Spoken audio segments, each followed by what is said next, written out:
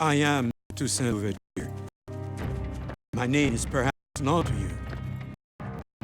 He was called the Black George Washington. He fought off 3 empires and enraged Napoleon. The prospect of a black republic is equally disturbing to the Spanish, the English, and the Americans. Championed liberty and equality for all, Toussaint Louverture, and the Haitian Revolution. This program was made possible by the Corporation for Public Broadcasting and by contributions to your PBS station from viewers like you. Thank you.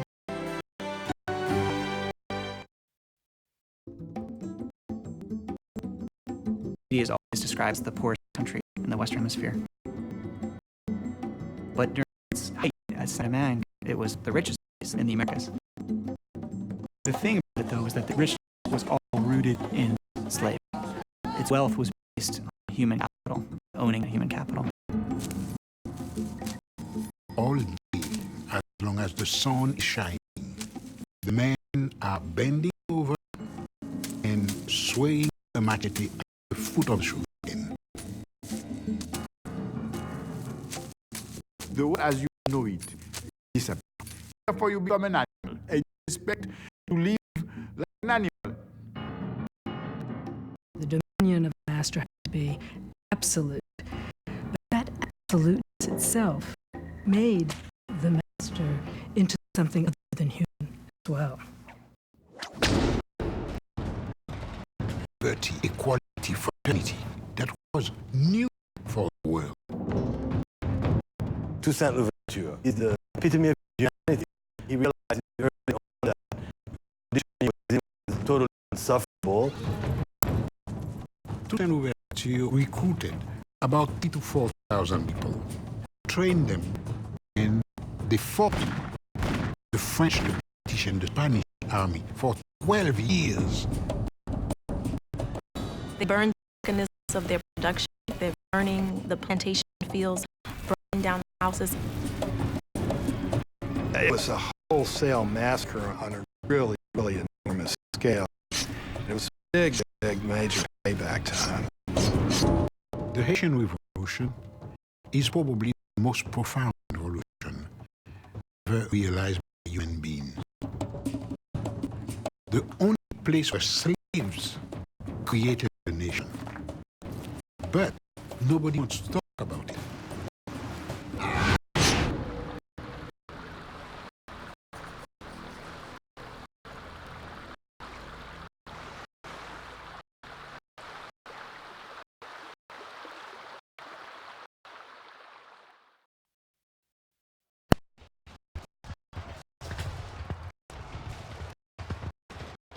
In the summer of 1789, when Haiti was still the dormant colony of Saint-Domingue, it was France that grabbed the world's attention. Parisian mobs rioted against the French king and against their own desperate poverty. Chanting slogans for liberty, equality, and brotherhood, they sparked a revolution that would fill history books for centuries to come. The trick about the French Revolution was that it meant a lot of different things to a lot of different people.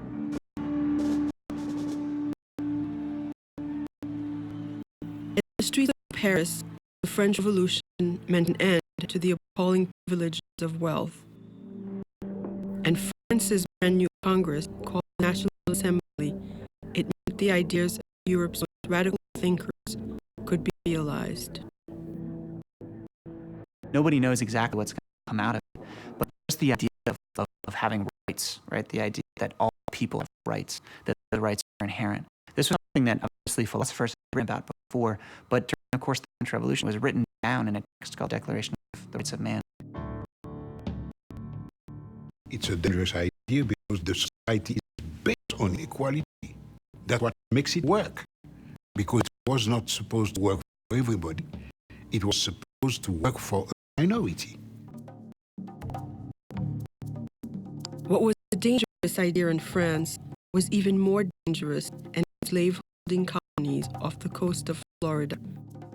Martinique, Guadeloupe, and an island known as the Pearl of the Antilles. Today, the western half is Haiti.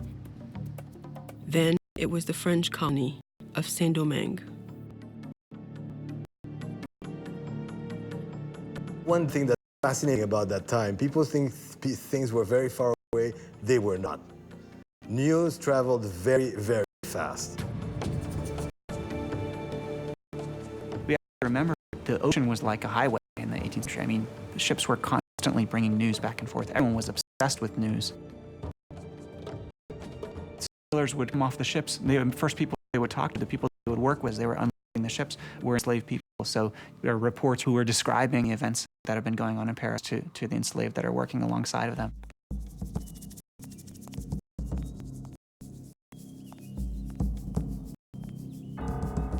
Few intended colonial slaves should take democratic ideas to heart. Far too much was at stake. Sugar greased the wheels of the 18th century economy. Saint-Domingue was the sugar capital of the world.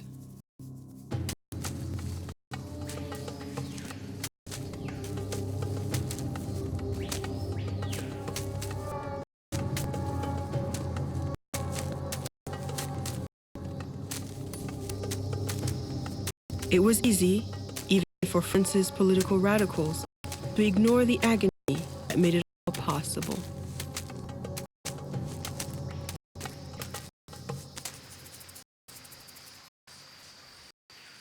The leaves of the sugarcane are just like minuscule saw.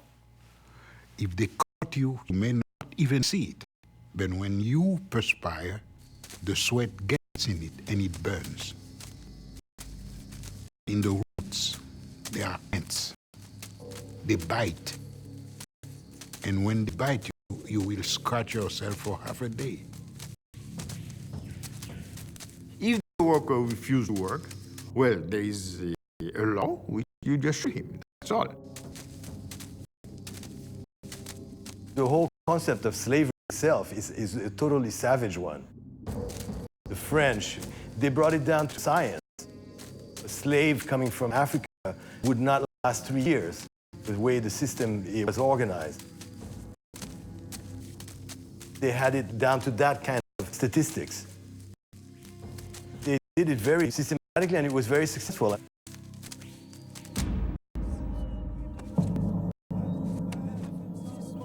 Slavery in Saint-Domingue succeeded too on a foundation of relentless terror. Slave owner Stanislas Saint-Fouache explained it as rational management. Slow punishments make greater impressions than quick or violent ones.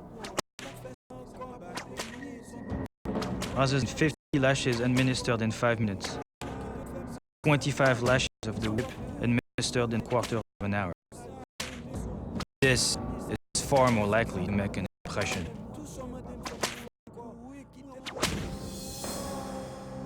The accounts about the tortures inflicted on slaves are often horrifying. Legs cut off or arms cut off, amputations for runaways, rubbing hot powder or pepper and so forth into the wounds. Slaves actually hung, left to die.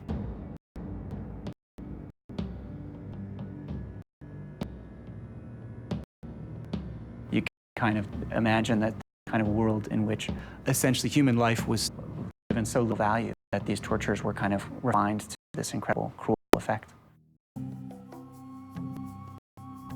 Despite brutal tools of control, some blacks managed to escape slavery. Many had been born free, fought by white planters. Others had gained freedom through their own wits or talents. One such man was Toussaint Louverture. I was born a slave, but nature gave me the soul of a free man. Toussaint Louverture was a very determined man. He was a very ambitious man. And in my opinion, he was genius. Toussaint is, I think, one of the most incredible figures that I know about in many ways. He's born on a plantation in Saint-Domingue. He grows up on that plantation. That plantation was owned by a man who was tolerant for times. Toussaint was taught to read and write as a child. He eventually occupies a somewhat privileged role, if you can say that, on a plantation as a coachman, and has a kind of relationship with the managers and masters in some ways. He becomes free in the 1770s. So he's somebody who kind of occupies a different role in society. And I think that's the key for understanding Toussaint, is that he saw possibilities where other people didn't. He had businesses, had contacts in the US and elsewhere, bank accounts, managed his affairs pretty well. The man was endless in organizational capacity. I mean, he would have been a fantastic CEO today.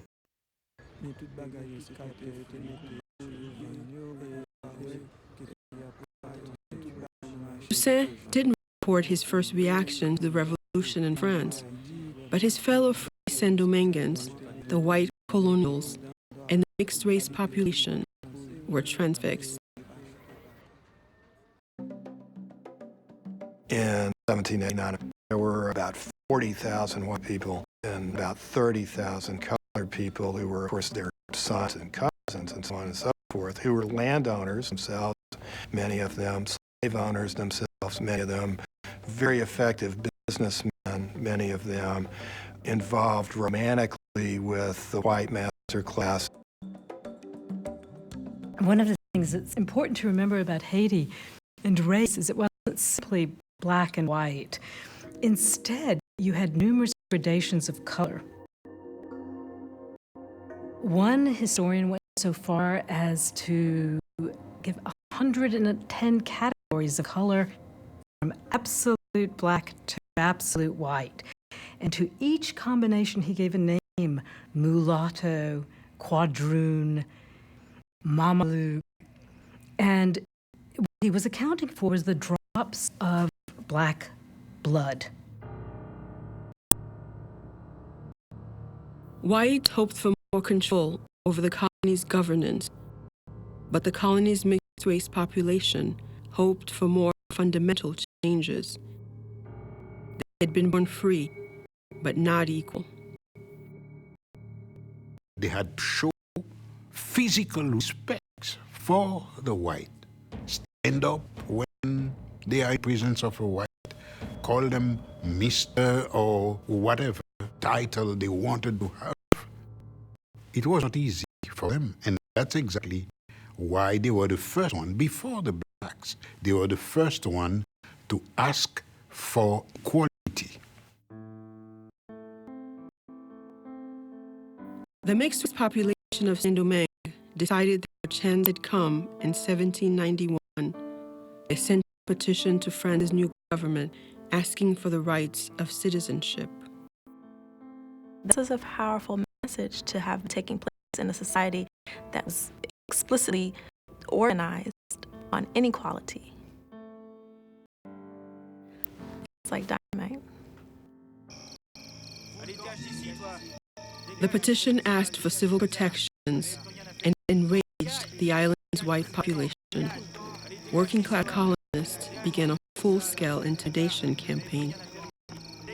They threatened, beat, and murdered mixed-race residents in the capital.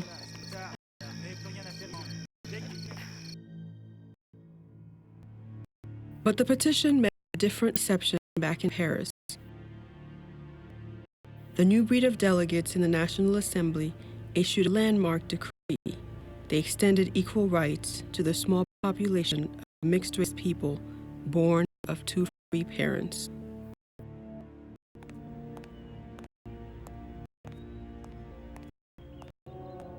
Despite the reform's limited extent, the governor of Saint-Domingue refused to obey. Colonial whites felt profoundly betrayed.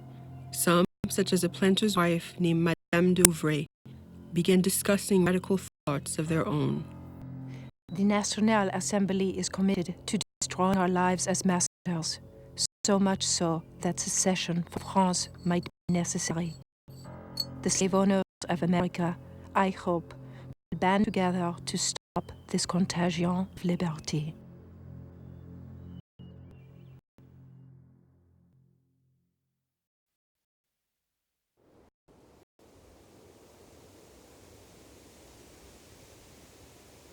The good Lord who created the sun which gives us light from above, who rouses the sea and makes the thunder roar, watches us.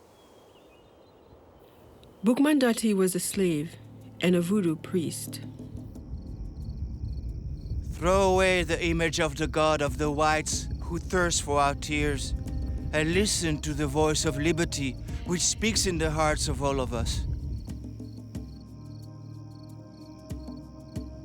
In August 1791, as Saint-Domingue's white and mixed-race population squared off for a showdown, Boukman called together slaves from neighboring plantations. They'd been kidnapped from different parts of Africa, and the voodoo religion was their common culture. Le vaudou, c'est l'esprit de nos ancêtres, c'est une religion. C'est le mode de vie de l'Haïtien. C'est plus qu'une religion, c'est notre façon de vivre, c'est notre force de... Le vaudou est libérateur, le vaudou est dignité, le vaudou est sagesse, et le vaudou, c'est notre tradition. Boukman had called them to an area called Bwakaima. First on the agenda was strategy.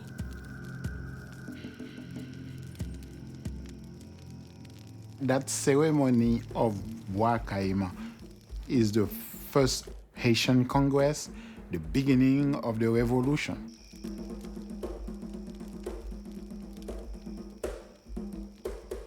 C'est dans cette réunion où l'Africain décide de n'être plus esclave, d'être libre, déjà là dans la tête, de casser cette chaîne dans la tête, de dire voilà, à partir de cette cérémonie, on prend l'Africain a pris son destin en main.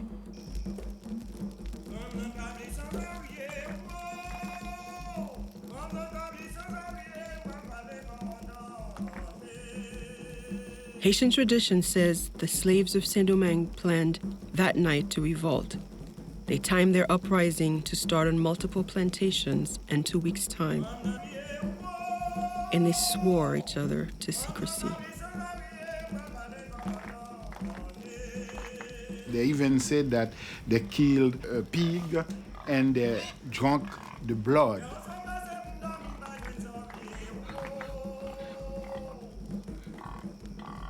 This is what we call a communion. Communion that to keep what you have heard, what you have said to themselves. The God of the white man calls him to commit crimes. Our God orders revenge. He will direct our hands. He will aid us.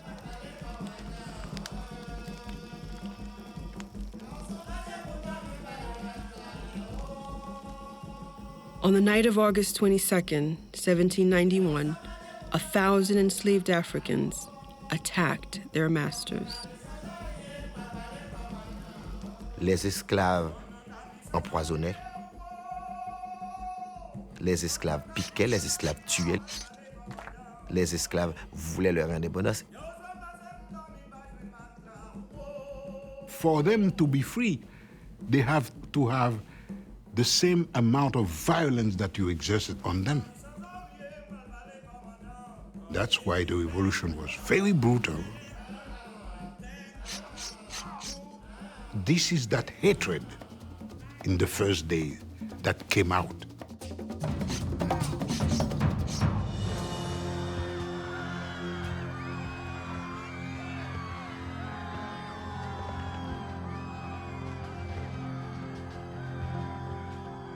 The rebel numbers grew from 1,000 to 20,000 as newly liberated slaves burned cane fields and refineries in order to destroy the system that had enslaved them. Within 3 days, the most profitable plantations in the Americas had been laid waste. 184